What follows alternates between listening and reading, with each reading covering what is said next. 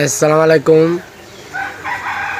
স্ক্রিনের উপর যে ছবিটা দেখতেছেন সেখানে লিখছে যে আপনার কোরবানির পশুর চামড়া অন্য কোনো পশুকে দান করবেন না।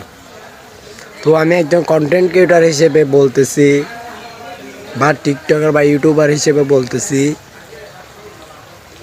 আপনার কোরবানির পশুর চামড়া দান করবেন। সব হুজুররা তো আর ঠিক একই রকম না ভাই।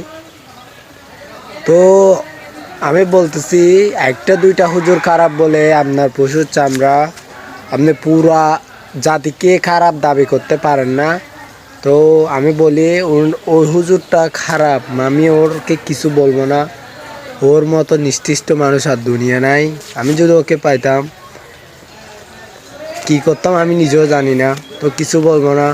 আমি বলতে চাই কন্টেন্ট ক্রিয়েটার হিসেবে, ছোটো ভাই আপনাদের, আমার কথাগুলো যদি খারাপ লাগে তাহলে রাগ করবেন না, ক্ষমার দৃষ্টিতে দেখবেন। তো সব হুজুররা আর একই না। আপনার পশুর চামড়া আপনি ঠিক যে জায়গায় প্রতি বছর দেন, মাদ্রাসা বা এতিমখানা যেখানে দেন সেখানেই দিবেন।